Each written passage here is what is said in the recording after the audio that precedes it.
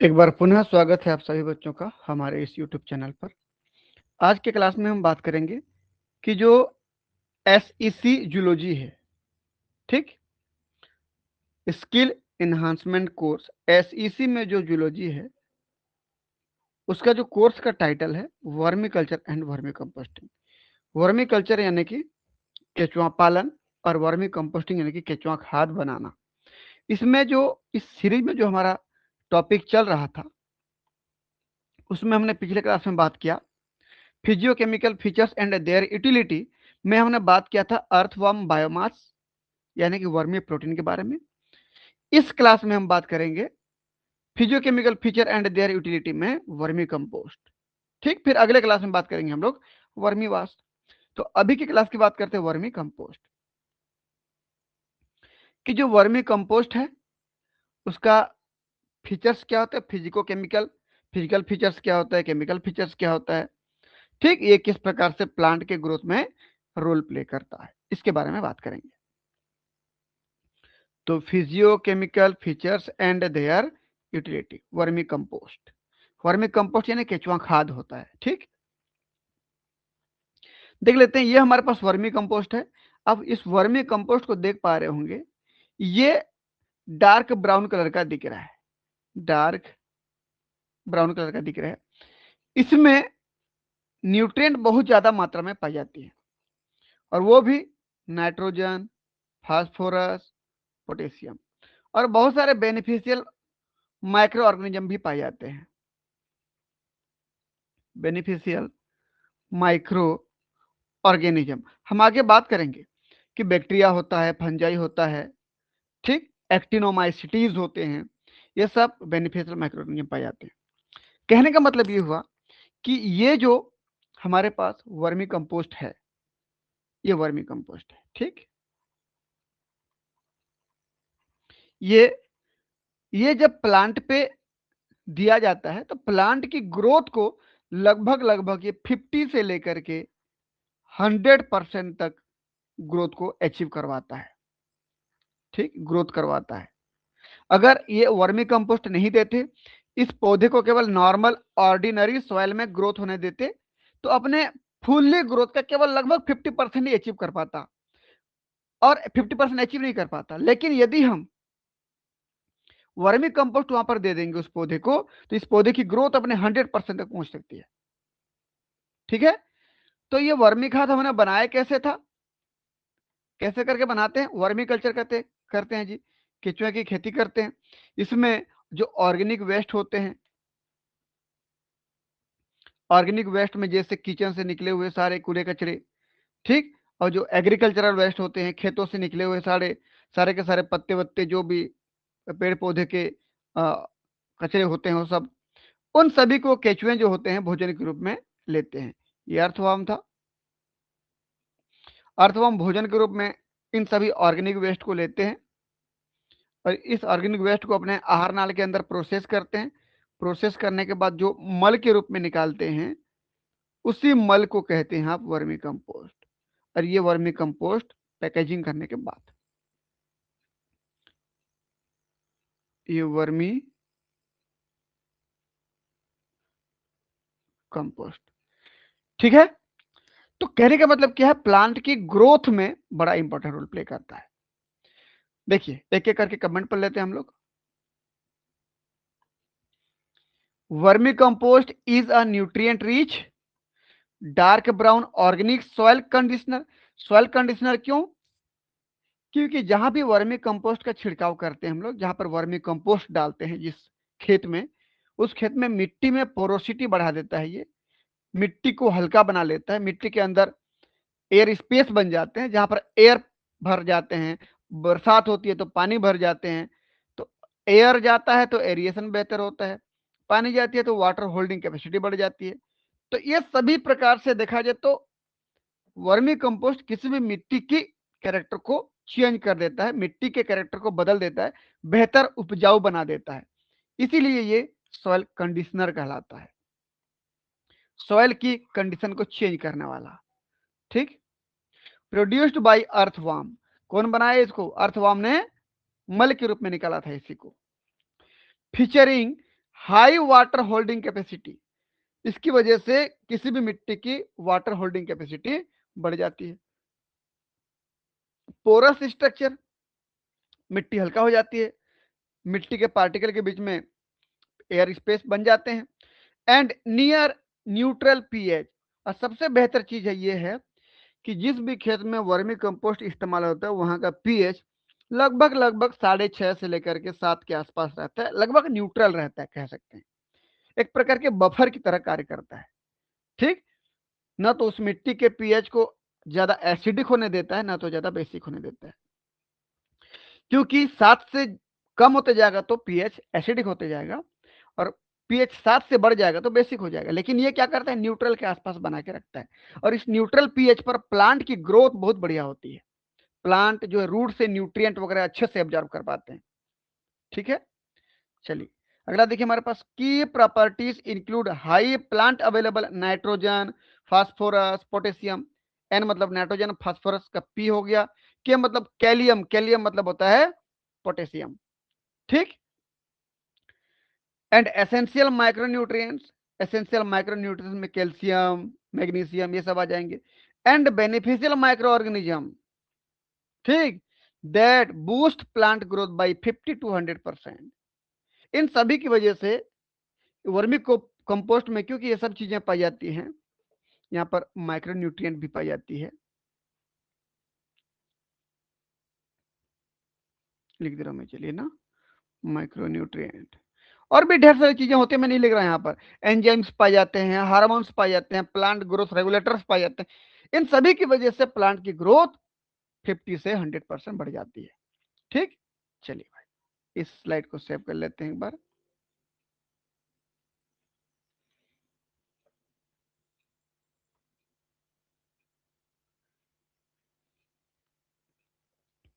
चलिए अगले स्लाइड में देखिए, फिजियोकेमिकल फीचर एंड यूटिलिटी। भाई वर्मी कंपोस्ट में, केचुए के खाद में क्या फिजिकल और केमिकल फीचर्स होता है, उसकी यूज कैसी होती है देख लीजिए। यहां पर मैंने दो डायग्राम कंपेयर करके दे दिया है। एक डायग्राम में दिख रहा है ऑर्डिनरी सॉइल जो सामान्य मिट्टी होता है, और एक में वर्मी कंपोस्ट यानी कि केचुआ खाद। देख लीजिए सामान्य मिट्टी में नाइट्रोजन जितना भी होता है उसकी तुलना में 5 गुना ज्यादा नाइट्रोजन पाई जाती है किसमें, वर्मी कंपोस्ट में। सामान्य मिट्टी में फास्फोरस जितना होता है उसकी तुलना में 7 गुना ज्यादा फास्फोरस पाई जाती है केचुआ खाद में। ठीक, यानी वर्मी कंपोस्ट में। सामान्य मिट्टी में जो पोटेशियम होता है जितना होता है उसकी तुलना में 11 गुना पोटेशियम ज्यादा होता है वर्मी कंपोस्ट में। कैल्शियम, मैग्नीशियम, आयरन, ये जिसको माइक्रो न्यूट्रिएंट बोल रहा था ना अभी मैं, ये यही है, ये माइक्रो न्यूट्रिएंट। और ऊपर वाला क्या हो गया, ये हमारे क्या हो गए, केवल न्यूट्रिएंट्स मान लीजिए इसको आप। ठीक, ये तो ये न्यूट्रिएंट भी ज्यादा होते हैं, और ये माइक्रो न्यूट्रिएंट भी, कैल्शियम, मैग्नीशियम, आयरन, ये वर्मी कंपोस्ट में सामान्य मिट्टी की तुलना में हमेशा ज्यादा ही मिलेंगे। ठीक है, ये ज्यादा ही मिलेंगे। तो मैं कुल मिला के ये कहूं कि वर्मी कंपोस्ट जो है एक ऑर्डिनरी सॉइल से बेहतर होता है। ठीक, ऑर्डिनरी सॉइल में जो सॉइल के पार्टिकल होते हैं सॉलिड होते हैं, इनके बीच में कोई छिद्र वगैरह नहीं पाई जाती, इसीलिए आप देख पा रहे हैं यहां पर वाटर जो है ज्यादा अंदर तक नहीं जा पाता, ये वाटर। और इधर एयर, यहां पर एयर कहने का मतलब ऑक्सीजन से है। ठीक, एयर का मतलब ऑक्सीजन से है। ये अब ध्यान से देखिए, ये ऑर्डिनरी सॉइल था, उस सॉइल में ज्यादा एयर स्पेस नहीं है, देखिए इसलिए पानी गिरती है तो केवल ऊपर ही ऊपर तक जा पाती है, एयर भी ऊपर ही ऊपर तक रहती है, अंदर तक नहीं जा पाता। लेकिन जब वर्मी कंपोस्ट की बात करें वहां मिट्टी हल्का हो जाती है, देखिए उन पार्टिकल के बीच में गैप बन जाता है, तो पानी अंदर तक जा सकती है, एयर भी अंदर तक जा सकता है। यानी जितना पानी गिरेगा, जितना बरसात होगा, मैक्सिमम बरसात का पानी अंदर चला जाएगा, तो होल्डिंग कैपेसिटी, वाटर को होल्ड करके रखने की कैपेसिटी बढ़ जाएगी। एयर अंदर तक जाएगा तो एरिएशन बढ़ जाएगा, हवा, पानी, ऑक्सीजन, ये सब अंदर तक जा रहा है, मतलब अंदर माइक्रो ऑर्गेनिज्म भी ग्रो करेंगे, प्लांट का रूट भी अंदर तक जा पाएगा, मिट्टी हल्का होगा तो रूट आसानी से अंदर जा पाएगा। इसकी वजह से जहां भी वर्मी कंपोस्ट का आप छिड़काव करते हो उस जगह की मिट्टी बहुत ही बेहतर होने लगती है। ठीक है, चलिए भाई कमेंट देख लेते हैं। पहला, न्यूट्रिएंट अवेलेबिलिटी, कंटेन 5 गुना या 5 times more nitrogen, 7 time more phosphorus and 11 time more potassium then ordinary soil. ये जो बताया था मैं अभी वही है। It is rich in micronutrient like calcium, magnesium and iron, essential for plant development. ये सब के सब जो वर्मी कंपोस्ट में ज्यादा पाए जाते हैं एक सामान्य सॉइल से, वो प्लांट की ग्रोथ में मदद करते हैं। अगला, फिजिकल स्ट्रक्चर, पॉसेजेस एक्सीलेंट पोरोसिटी। अभी बोला हमें, देखिए पोरोसिटी बढ़ गया भाई यहाँ पर, सामान्य सॉइल में पोरोसिटी नहीं है, देखिए यहाँ पर पोर ज्यादा है तो पोरोसिटी बढ़ गया। अब पोरोसिटी बढ़ जाएगा तो ऑक्सीजन अंदर जाएगा तो एरिएशन बढ़ जाएगा। एंड ड्रेनेज कैपेबिलिटी, यानी पानी गिरेगा तो ज्यादा से ज्यादा अंदर जाएगा, हमेशा नमी बनी रहेगी, नमी बरकरार रहेगी। ठीक है, और ड्रेनेज कैपेबिलिटी बढ़ जाती है।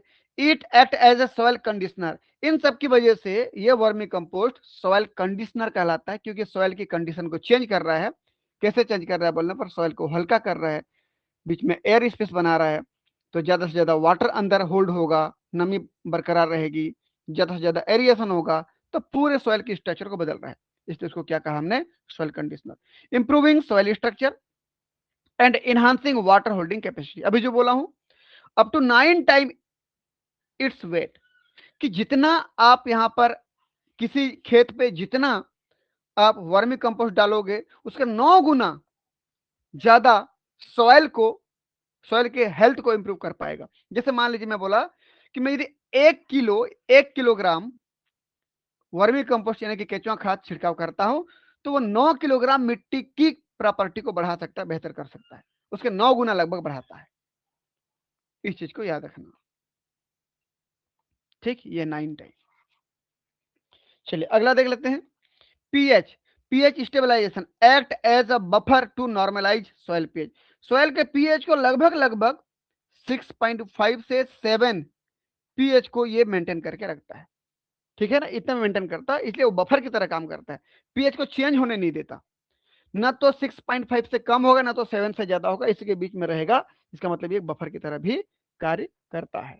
ठीक है, ये हो गया हमारा सेकंड स्लाइड, इसको भी सेव कर लेते हैं भाई।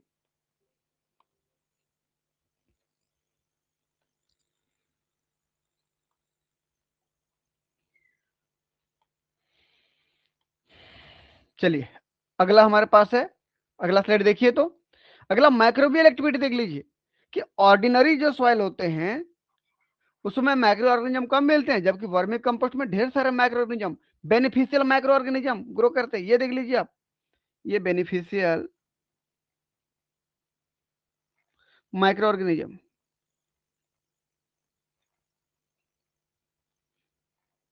ये beneficial micro organism ordinary soil में कम मिलते हैं, जैसे बैक्टीरिया कम हो गया, फंजाई कम हो गए, एक्टिनोमाइसिटिस कम हो गए। एक्टिनोमाइसिटिस हालांकि एक बैक्टीरिया है, लेकिन कुछ फंगस के कैरेक्टर भी पाए जाते हैं, जबकि वहीं पर वर्मी कंपोस्ट में बैक्टीरिया भी ज्यादा मिलेंगे, बेनिफिशियल बैक्टीरिया, बेनिफिशियल फंजाई भी ज्यादा मिलेंगे, एक्टिनोमाइसिटिस भी ज्यादा मिलेंगे। ठीक, इसकी वजह से वर्मी कंपोस्ट जो है एक ऑर्डिनरी सॉइल से बेहतर होता है। अगर मैं बात करूं प्लांट ग्रोथ रेगुलेटर्स की, plant growth regulators, plant growth regulator में देखिए क्या क्या है, ये plant plant growth promoting substances, ये ऑर्डिनरी सॉइल में कम मिलेंगे, जबकि वर्मी कंपोस्ट में ज्यादा मिलेंगे। ह्यूमिक एसिड ऑर्डिनरी सॉइल में कम मिलेंगे, वर्मी कंपोस्ट में ज्यादा मिलेंगे, इसलिए प्लांट के लिए वर्मी कंपोस्ट बहुत ही बेहतर होता है। कार्बन टू नाइट्रोजन रेशियो की बात करूं तो ऑर्डिनरी सॉइल में कार्बन टू नाइट्रोजन रेशियो ज्यादा होता है। ज्यादा होना इसका मतलब ये ऊपर का वैल्यू ज्यादा, कार्बन का वैल्यू ज्यादा होता है। ठीक, जबकि वर्मी कंपोस्ट में कार्बन टू नाइट्रोजन का रेशियो कम होता है। कम होता है मतलब नीचे की वैल्यू ज्यादा होती है। बस 1 मिनट।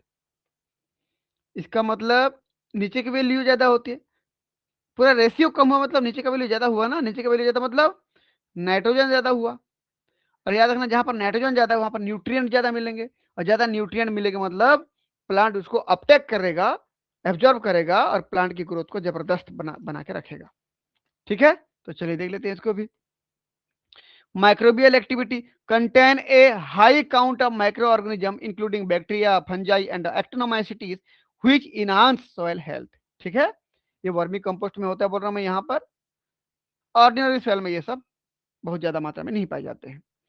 अगला हमारे पास क्या है, प्लांट ग्रोथ रेगुलेटर्स में contain plant growth promoting substances यानी कि PGPS, plant growth promoting substances and humic acid that stimulate growth, ये भी प्लांट की ग्रोथ को प्रमोट करते हैं। अगला low carbon to nitrogen ratio, the low carbon to nitrogen ratio indicate the maturity and high nutrient availability for immediate plant uptake. मतलब carbon to nitrogen का ratio कम है, मतलब नीचे जो वैल्यू है नाइट्रोजन की उसकी वैल्यू ज्यादा है, मतलब सीधा सीधा ये हुआ कि वहां पर न्यूट्रिएंट ज्यादा है तो प्लांट जल्दी मैच्योर होगा और जल्दी ग्रोथ करेगा। ठीक है, तो ये था हमारा ये तीसरा स्लाइड। चलिए आगे बढ़ते हैं। ये देखिए अगला, यूटिलिटी इन एग्रीकल्चर। भाई खेती में वर्मी कंपोस्ट को किस प्रकार से किस रूप में यूज किया जाता है। सबसे पहला देखिए तो organic fertiliser serves as a superior organic alternative to chemical fertilizer promoting higher nutrient uptake।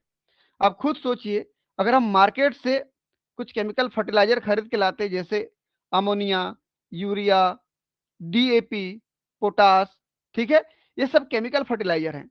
ये कारखानों में केमिकली सिंथेसाइज किया जाता है, तो ये उस समय जब छिड़काव करोगे उस समय प्लांट की ग्रोथ तो करता है, लेकिन इसकी वजह से सॉइल की स्ट्रक्चर, सॉइल की हेल्थ जो है खत्म हो जाती है, सॉइल में पोरोसिटी खत्म हो जाता है, सॉइल धीरे धीरे बंजर होते जाता है। ठीक, तो इसके बदले हम क्या यूज कर सकते हैं, इसके बदले हम वर्मी कंपोस्ट यूज कर सकते हैं, क्योंकि वर्मी कंपोस्ट में सारा न्यूट्रिएंट है और सॉइल को हल्का बनाता है, यानी कि सॉइल में पोरोसिटी आ जाती है, सॉइल में वाटर होल्डिंग कैपेसिटी आ जाती है, सॉइल में नमी बरकरार रहेगा, तो केचुए माइक्रो ऑर्गेनिज्म सभी मिलेंगे, तो आने वाले समय के लिए भी सॉइल बेहतर होते जाएगा, सॉइल की उपजाऊ क्षमता बढ़ती जाएगी। तो केमिकल फर्टिलाइजर की तुलना में हमारा जो बायो फर्टिलाइजर है, ऑर्गेनिक फर्टिलाइजर है, जैसे केचुआ खाद, ये बहुत ही बेहतर होता है। तो ये एक अल्टरनेटिव हुआ, हमारे पास ऑप्शन है कि हम केमिकल फर्टिलाइजर को कम यूज करके वर्मी कंपोस्ट को ज्यादा यूज करें, तो हमारा खेत फ्यूचर में भी इंप्रूव होते जाएगा, उसकी उपजाऊ क्षमता बढ़ती जाएगी। ठीक है, अगला हमारे पास है सॉयल अमेंडमेंट। सॉयल अमेंडमेंट मतलब कि यदि आप वर्मी कंपोस्ट का इस्तेमाल करते हो तो सॉयल में, मिट्टी में सुधार आ जाएगा।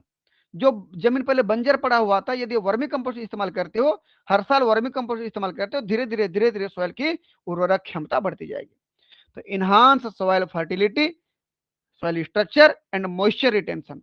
मॉइस्चर रिटेंशन मतलब नमी बरकरार रहेगी, क्योंकि अगर वर्मी कंपोस्ट इस्तेमाल कर रहे हो तो मिट्टी हल्की हो जाएगी, अंदर एयर स्पेस बन जाएगा, पानी गिरेगी, पानी अंदर तक जाएगी, नमी बरकरार रहेगी। अगला growth promoters increases seed germination, seedling vigours, root biomass and yield. कि यदि आप वर्मी कंपोस्ट का इस्तेमाल करते हो तो सीड इजीली जर्मिनेट हो पाता है। देखिए ये जर्मिनेट हो रहा है, देखिए ऐसे इजीली जर्मिनेट क्यों होगा, कि मिट्टी हल्की हो जाएगी, हल्की हो जाएगी तो उसका जो बीज है वो इजीली मिट्टी को हटा करके बाहर निकल पाएगा, अंकुरित हो पाएगा। ठीक है, सीडलिंग विगोर मतलब इसमें इसके जो प्लांट है अच्छे से ग्रोथ कर पाएगा और उसमें फल फूल अच्छे से आता है। रूट बायोमास मतलब कि क्योंकि मिट्टी हल्की है तो रूट गहराई तक जा पाएगा।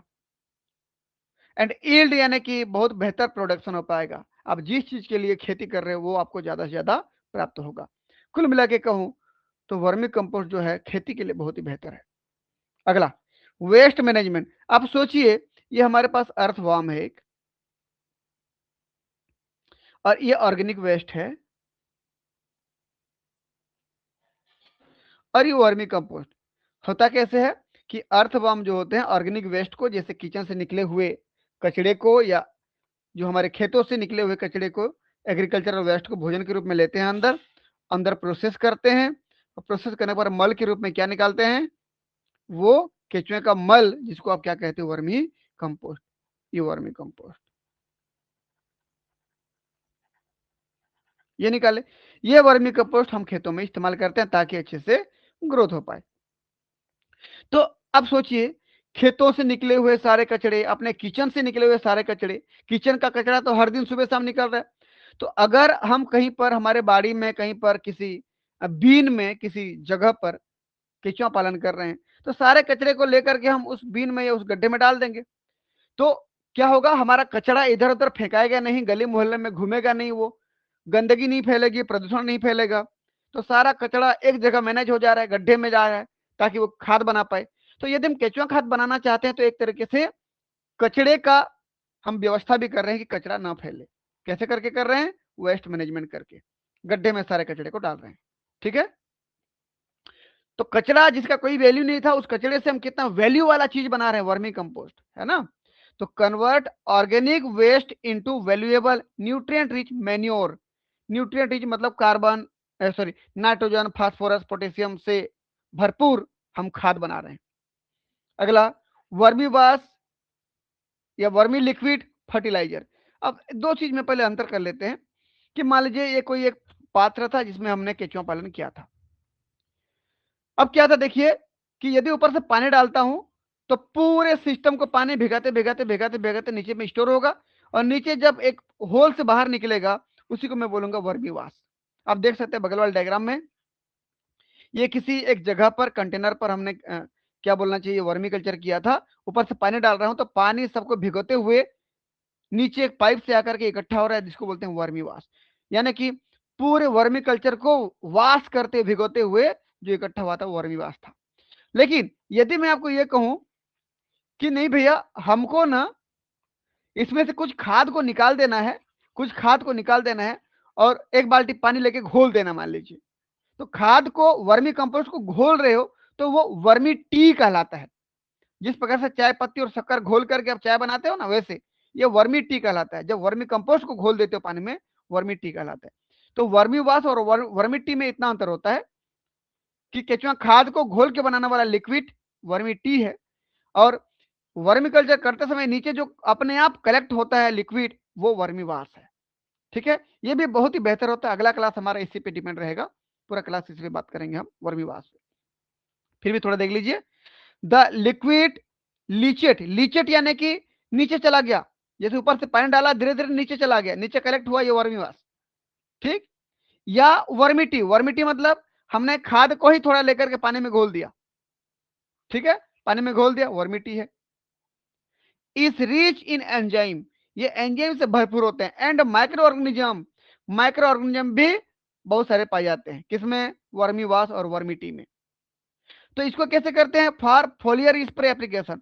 फोलियर स्प्रे मतलब इस प्रकार से इन लिक्विड का छिड़काव करो, वर्मी वाश या वर्मी टी का ऐसे छिड़काव करो कि आपके खेतों के हर एक पौधे के हर एक पत्ते में छिड़काव हो पाए। अगर पत्ते में छिड़काव होता है तो पौधे को डायरेक्ट वो एंजाइम्स, वो माइक्रो ऑर्गेनिज्म, वो न्यूट्रिएंट मिल पाता है, तो प्लांट क्विकली रिस्पॉन्स करता है, जल्दी ग्रोथ करता है। ठीक है, तो ठीक है बच्चों, ये था हमारा आज का क्लास कि वर्मी कंपोस्ट क्या है और उसका यूज कैसे होता है, उसमें क्या क्या कैरेक्टर है, क्या क्या फीचर है। हमारा क्लास कैसे लगा आपको कमेंट करके जरूर बताएं। यदि आप हमारे यूट्यूब चैनल पर नए हैं तो चैनल को सब्सक्राइब करें और वीडियो को अपने दोस्तों के बीच में शेयर करें ताकि उनको भी इस प्रकार की वीडियो का लाभ मिलता रहे। मिलते हैं नेक्स्ट क्लास में, तब तक के लिए बहुत बहुत धन्यवाद। Thank you.